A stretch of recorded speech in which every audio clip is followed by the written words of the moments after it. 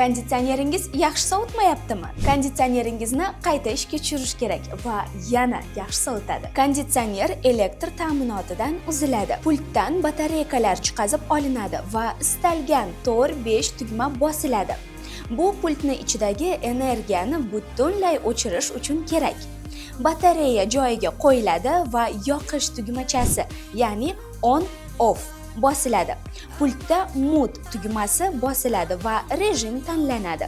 Yozgi rejim uchun cool ga qo'yiladi.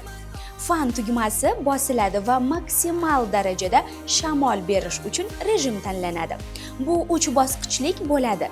3-bosqichga qo'yiladi. Pult tablosidagi raqamli gradus 17 gradusgacha tushiriladi.